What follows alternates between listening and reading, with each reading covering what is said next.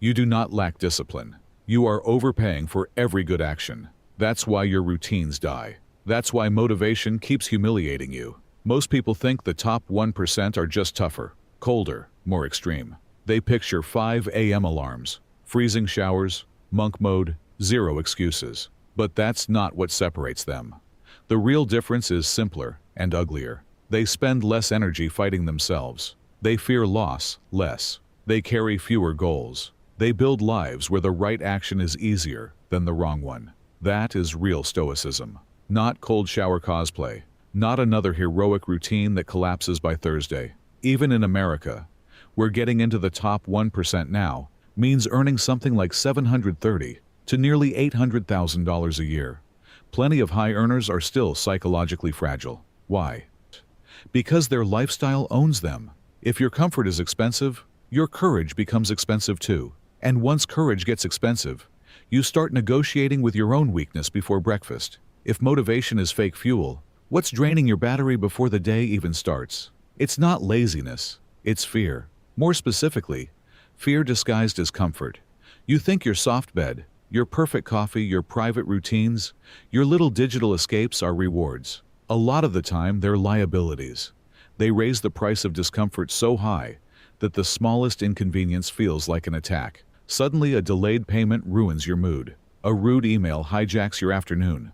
A dip in income feels like a threat to your identity. You're not reacting to reality anymore. You're reacting to the possibility of losing the conditions you've trained yourself to need. That's the trap. The comfort economy doesn't just sell products. It sells emotional dependency. The self-help industry plays its part too. It keeps telling you that one more motivational speech, one more challenge, one more perfect planner is going to save you. So you keep chasing spikes. The consumer economy sells comforts that make you easier to threaten.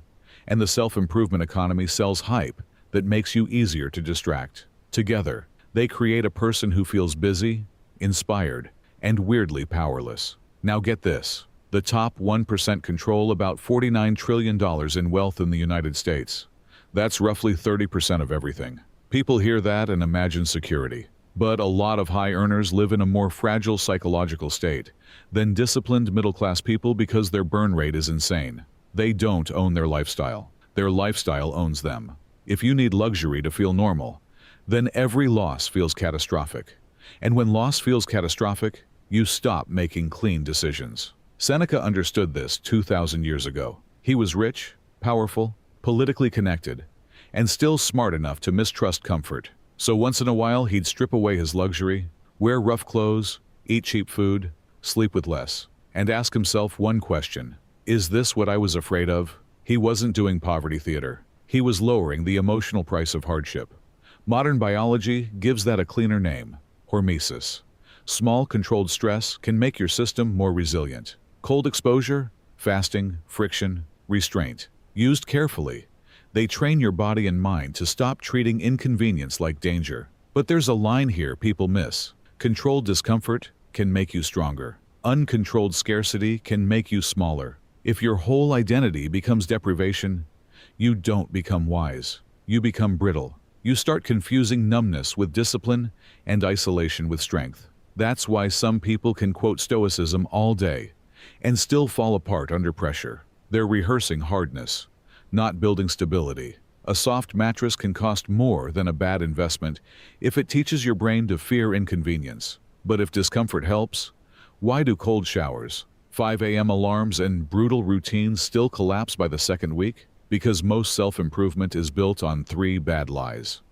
The first lie is that motivation lasts. It doesn't. Motivation is a spike. It's a chemical weather event. It was never designed to power a 10-year plan, a business, or a body transformation. It's good at getting you to sprint from danger. It's terrible at getting you to do boring work in silence for months. The second lie is that harder automatically means better. That's why people build routines that look impressive on paper and impossible in real life. They try to wake up earlier, work out longer, journal deeper, meditate harder, read faster, eat cleaner, and fix their entire identity before lunch. Then they fail and think the failure was moral. It wasn't moral. It was mechanical. The startup cost was too high. Your brain looked at the energy bill and said no. BJ Fogg, who studied behavior design at Stanford. He boiled habit formation down to something brutally useful. Behavior happens when motivation, ability, and a prompt line up. Most people obsess over motivation because it feels dramatic. The real lever is ability. Make the action smaller. Make the trigger obvious. Make the escape route annoying. That's what durable discipline actually looks like. Less emotion, better design. And here's where most people in self-improvement quietly destroy themselves. They hoard goals. They collect ambitions like trophies. Learn a language. Build a business. Get lean. Read 50 books. Start a brand. Fix your sleep. Grow an audience. They think more goals means more seriousness. Usually, it means more fragmentation. Top performers do not juggle 60 ambitions. They usually run 5 to 9 real goals. They spend roughly 20% of their time on strategy and 80% on execution.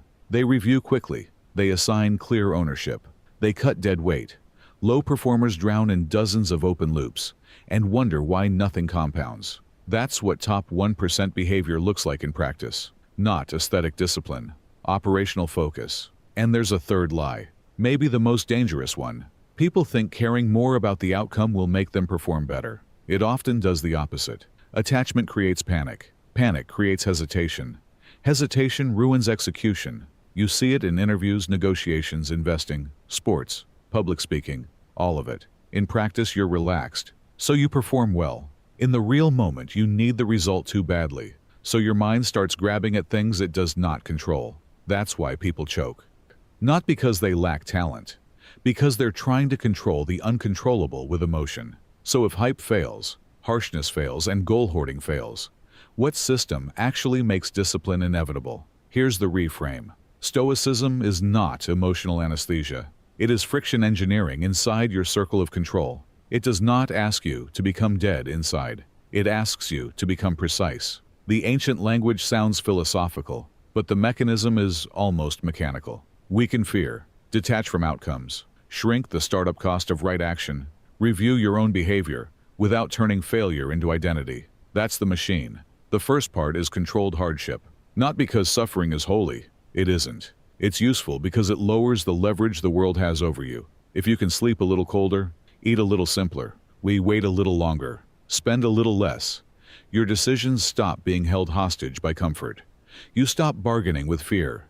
You stop tolerating nonsense just to protect a lifestyle. Seneca used voluntary hardship to ask, "Is this the condition I feared?" You should use it the same way, not as punishment, as calibration. The second part is outcome separation. This is where people misuse stoicism and turn it into dead-eyed passivity. That's not the move. The move is to care deeply about your effort and cleanly about the result. Epictetus didn't say control nothing. He said, learn the difference between what is yours and what is not. Your preparation is yours. Your judgment is yours. Your choices are yours. Market reactions, other people's loyalty, applause, algorithms, timing, weather, all of that lives outside your jurisdiction. And if you want a practical way to use that without sounding like a philosopher, use a premortem. Before a high-stakes plan, assume it already failed. Not as pessimism, as strategy. Gary Klein popularized this because it forces the brain to reveal the risks it hides when it's intoxicated by hope. Ask, if this project failed in 90 days, why? If this launch bombed, why? If this conversation collapsed, why? Suddenly, fear becomes information. Detachment removes panic. Architecture removes hesitation. Think about what that does to your nerves. Instead of hoping and then panicking, you rehearse failure before it arrives. The brain stops treating uncertainty like a monster in the dark and starts treating it like a map. Traders do this. Operators do this. Good commanders do this. They don't pray for clean outcomes. They prepare for ugly ones. That is not negativity. That is mature detachment. The third part is micro-action design. This is where the machine becomes real. Forget heroic routines. Take one behavior you already do every day and weld a tiny action to it. After pouring coffee, put on your shoes. After brushing your teeth, do 10 squats. After sitting at your desk, open only the one document that matters. No negotiations, no dramatic promises, just one hardwired cue and one tiny motion. Once the barrier breaks, momentum takes over. That's why disciplined people often look calmer than everyone else. They're not winning through intensity. They're winning through reduced friction. The fourth part is the nightly autopsy. Most people either avoid self-examination or drown in self-hatred. Both are useless. Seneca had a better approach. To review the day like a prosecutor, then forgive like a judge who still wants justice. Where did I act from fear? Where did I chase approval? Where did I lie to myself? Where did I trade long-term peace for short-term relief? Write it down plainly. No poetry, no excuses. Then close the file. Audit without forgiveness becomes shame. Forgiveness without audit becomes self-deception. But here is the missing soul. Most disciplined content never gives you. If your version of self-mastery makes you colder, more arrogant, more detached from other people's pain, you are not becoming stoic. You are becoming vain. There's real research showing that chronic scarcity mindset can dampen empathy. That matters, because the climb can harden you in ways that make you successful and empty at the same time. Social connection is not a soft bonus. It is a biological safeguard. Justice matters. Friendship matters. Use discipline to become less ruled by fear, not less human. And there's another trap. A lot of people smuggle Machiavellianism into Stoicism and pretend they're the same thing. They're not. Stoicism says your character matters even when nobody can punish you. It is not permission to use people coldly because you've mastered your feelings. If your discipline helps you keep promises, tell the truth, and stay steady under pressure, good. If it just makes you harder to reach, you built armor, not character. That gives you the machine. But what does it look like tomorrow morning when your phone is on the nightstand and no one is watching? It looks boring. That's why it works. You wake up and you do not touch your phone. Not because phones are evil. Because uncertainty is expensive, and your phone is a slot machine full of other people's priorities. Drink water. Put your shoes on immediately. That's your first anchor. Don't ask whether you feel like training. Don't build a speech. Break the first seal. Once the shoes are on, take the smallest possible action that leads toward movement. A walk, push-ups, 5 minutes.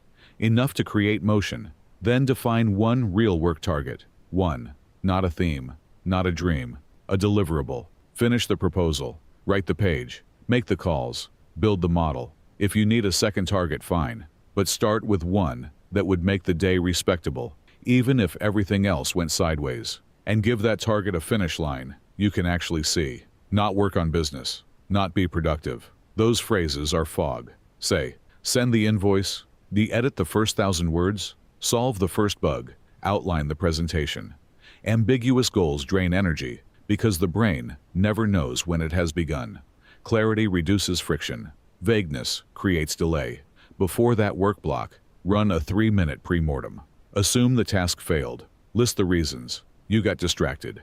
You opened messages. You underestimated the time. You avoided the hard part. You didn't have the file ready. Good. Now you know where the trap is before you step in it. That's not negativity. That's tactical honesty. Then fix the environment. Remove steps from the behavior you want. Add steps to the behavior you don't. Put the book on the pillow. Put the alarm across the room. Log out of the apps. Hide the junk food. Charge the phone away from the bed. People love talking about discipline as if it's a moral battle. Now half the time it's furniture placement. And cap your active strategic goals. 5 to 9. That's it. If your list is a graveyard of 15 major priorities, you don't have ambition. You have noise. The reason high performers seem consistent is not because they're thinking about more things. It's because they are thinking about fewer things for longer. At night, sit down and run the autopsy. Where did you escape? Where did you posture? Where did you choose relief over progress? Write the sentence exactly the way you don't want to write it. I avoided the important call because I was afraid of hearing no. I scrolled because my focus was weak. I snapped at someone because I was carrying stress like a child. Then forgive it. Not to be nice. To reset the machine. Once a week, add controlled discomfort. Spend less on purpose. Eat simpler. Delay gratification. Train in bad weather. Sit with boredom instead of medicating it. But pair that with one deliberate act of connection. Call someone. Show up for someone. Have the long conversation. Listen longer than you want to. 1 in 6 people on Earth struggles with loneliness now, and it's linked to hundreds of thousands of deaths every year. So don't turn discipline into a private cult. If your system makes you untouchable but impossible to love, it is broken. Here's the cynical truth. Most people do not lose to difficulty. They lose to beautifully designed escape routes. Their lives are optimized for comfort, stimulation, excuse-making, and emotional outsourcing. Then they wonder why consistency feels impossible. Consistency feels impossible when every bad option is frictionless, and every good option feels like a personal crisis. You don't need more fire. You need fewer leaks, fewer goals, less drama, cleaner triggers, smaller starts, better reviews, more honesty, less romance. That is what separates people who keep talking from people who compound. Not louder ambition, cleaner systems, not more emotion, better structure, not a perfect life, a life that is harder to escape. So ask yourself something ugly. Is your life designed for excellence, or is it designed for emotional comfort with occasional bursts of guilt? Because the answer to that question is probably the answer to your results. You do not become elite when you feel more motivated. You become elite when good action becomes cheaper than self-sabotage.